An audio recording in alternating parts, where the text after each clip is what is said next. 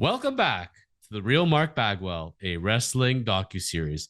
We are on to chapter 35, and co-piloting with me today, as almost always, is first cousin Jerry Hood. Jerry, how's life, brother? Whoa, whoa, yo, yo. Everything is good, somewhat, but we're good. What's going on with you? Well, I got a nice text message from our good friend Mark Bagwell wishing me a happy Super Bowl. And so he was really in Super Bowl spirits. I know he loves football, so he was into it there and wishes his regards, says he's been very, very busy and apologizes, but DDP has him doing a ton of stuff. But he will be back on the Real Mark Bagwell very, very soon. I saw some stuff about that the other day via email from my agent.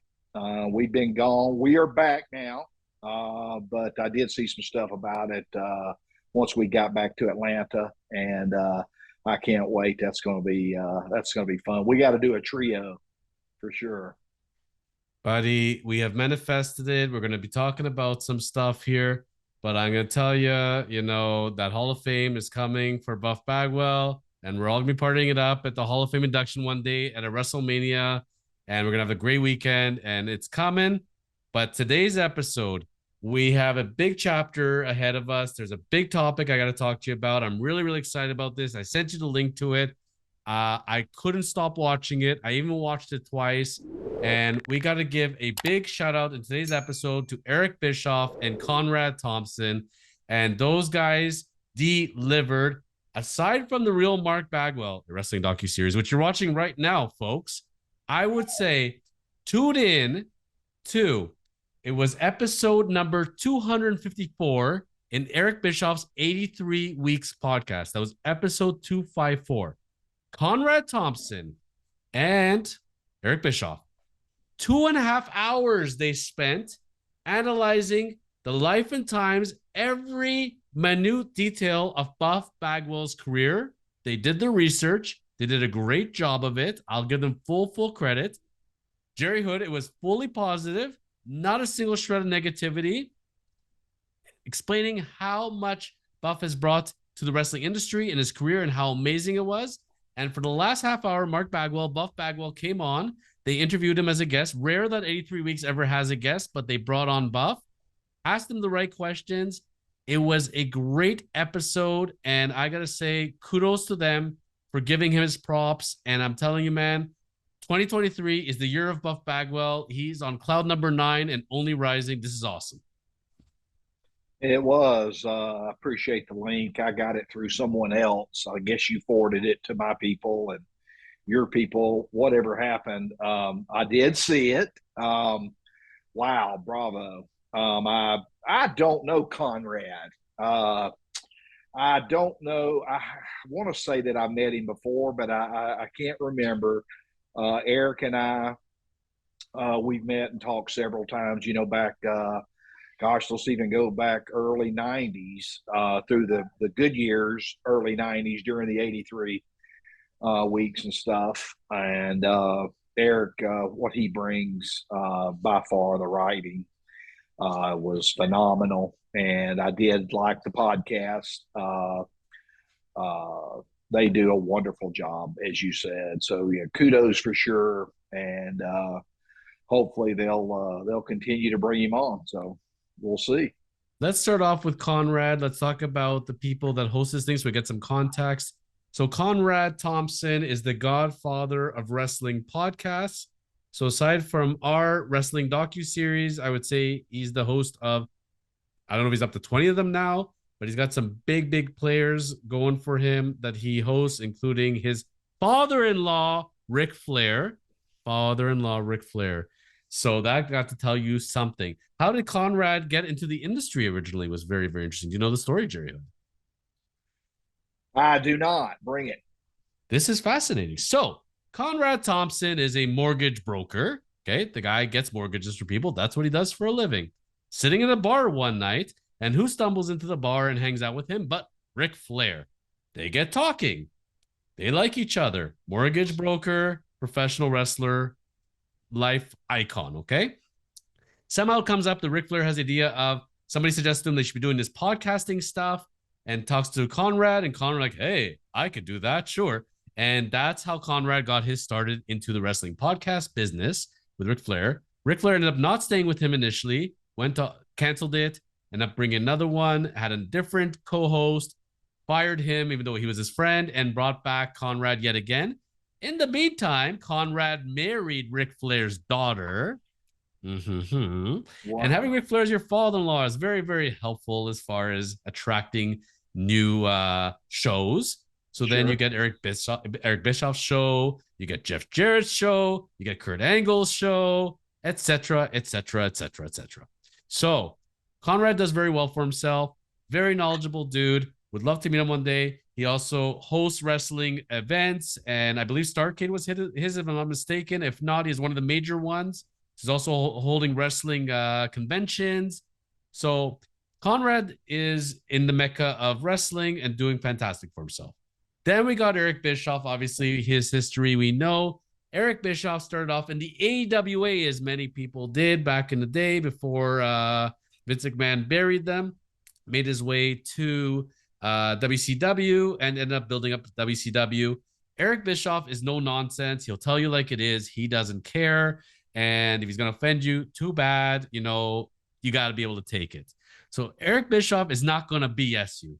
So one thing I will say as far as wrestling experts and knowledgeable, etc., I've been watching wrestling my whole life. Okay, I've not actually been in the industry. I have not had to organize the industry, but as an outsider and commentating on it and loving it as a fan, and now as a podcaster slash docu-series, I gotta say there are guys out there that'll shoot you whatever you want to hear, and the ones that tell it to you straight. Eric Bischoff tells it to you straight.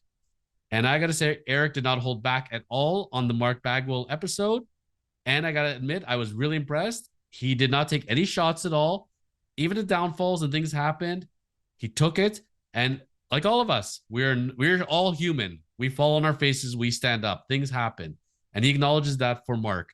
And one of the things I really was stuck on, Jerry Hood, when Eric brings it up and then Conrad and him analyze it, there were so many aspects to the show. And I don't want to ruin it for people, but I want to talk about some of the highlights today.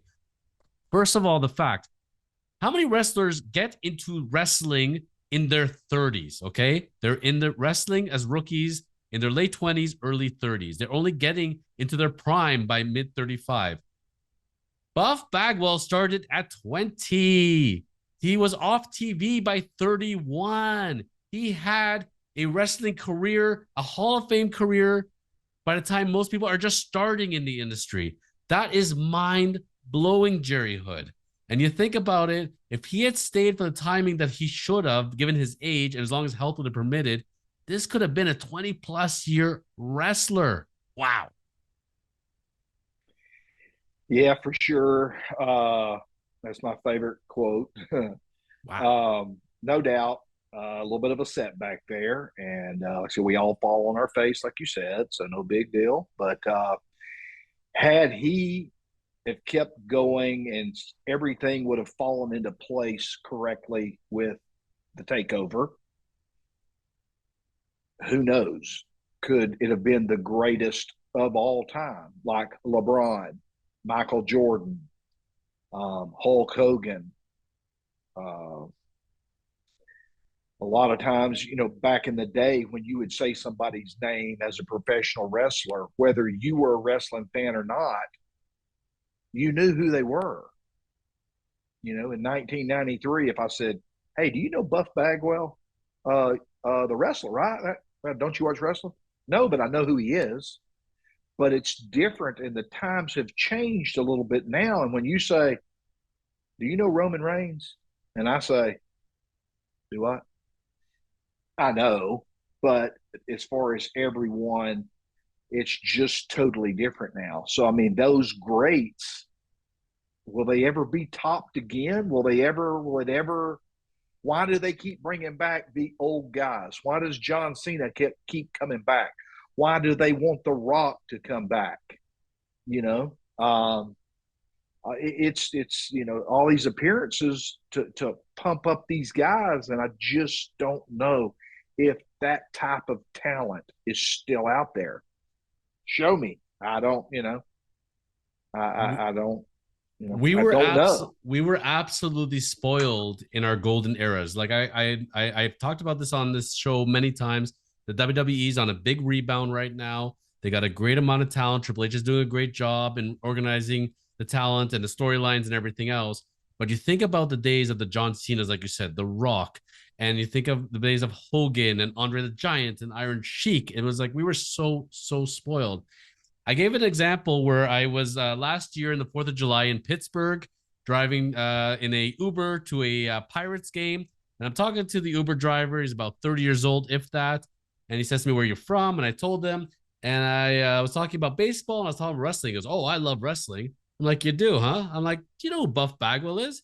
His eyes lit up like a Christmas tree, Jerry. He's like, "Oh, he's buff and he's a stuff." I remember. I People remember know. that story. And the thing is, when I reflect on Buff Bagwell, like I was the biggest Buff Bagwell fan. I'll admit it. I don't care. We can all talk about that, whether that's right or wrong.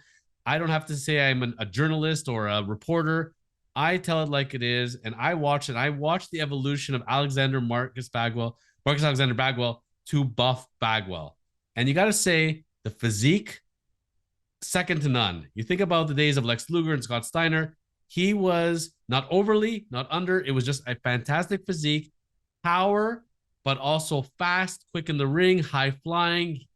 Buff Bagwell did it all. Period. End of discussion. There's no arguments about that. And Eric Bischoff talked about his love of Buff Bagwell, how much he adores Buff Bagwell, how well they got along. And you think about it, Jerry Hood, and I know Buff brings it up a lot. He even brought it up on the show there near the end, talking about what happened when you had the invasion angle and you had the match with Booker T. But if all this crap never happened and WCW stays the way it is, or somebody had half of a brain and bought it for any decent amount of money instead of letting Vince McMahon buy it on a fire sale, and you have Eric Bischoff remaining as Buff Bagwell's boss, Buff is going strong, no questions asked, period. It's such a shame that they could not keep that connection going. I didn't really think of it in that terms, but how much Eric had an influence on Buff Bagwell's career with the NWO and everything else. Eric was a big supporter and still is to this day. And it's so great that Buff had him in his corner. Exactly. Very well put. Yeah, I remember the story you saying that about Pittsburgh. Do you remember where we were when that happened? We talked a little bit. Where were we? You did not come because you were fishing, if I'm not Went on a mistaken. fishing trip to Miami, South Beach, and we accidentally went and saw Shohei Ohtani play against the Florida Marlins. And We're texting each other from the game. I'm watching Aaron Judge and the Yankees against the Pirates, and you're watching Shohei Ohtani against the sure, Marlins. and those tickets they weren't much. I think they were 500 or 600 a piece, and we accidentally bought four. And my son went. He's a big baseball fan, baseball player too. And we got in and we had an absolute blast. But we actually were talking to some of his friends, blah, blah, and his dad, one of the friends' dads, and we had mentioned the same thing about Bagwell. And we got on a conversation about Bagwell and Eric Bischoff. And Eric Bischoff, not only just being a writer, producer, manager, he went into the ring and performed with the NWO. I mean, he's second to none. Bischoff is he's great. Like I say, and it's that 83 weeks is. I looked at it and watched a few minutes here and there, back and forth. But we're trying to, as you know, we've hauled two 24-foot truckloads of stuff back from out from Alabama, the farm out there. We're officially back, and I've had no time. But no, everything's going strong, and it's for Mark. You're right. He's just known everywhere, no matter what. And it's going to be like that for a long time to come. Jerry Hood, I've for close to 40 years, I've I've watched wrestling. I went back and watched wrestling from the 70s. I got every single tape I could. I was watching wrestling from all over the world. There was wrestling from Puerto Rico. There's wrestling from Mexico. There were shows that showed us glimpses of wrestling from all around, from Japan. I had the baseball as the wrestling encyclopedia that was underneath my bed. I read up on all the wrestlers. They had one was an encyclopedia with all the bios, and I read about Ted DiBiase before he became the $1 Million Man, and the one man gang and who he was beforehand. It's amazing how many people evolved through character changes over the years through different federations, different territories. It's unfreaking believable. One thing I've never addressed, and it hit me now as we're talking. Think if Marcus Alexander Bagwell gets signed by WWF before going to see WCW, and they got their hands on him, man, they could have brought him up, maybe the way Hunter came along, maybe he could have been part of DX, but he also could have been flushed down the toilet very, very quickly. I'm watching right now, even we're watching guys in NXT. They were great in NXT, like Karrion Kross, for example.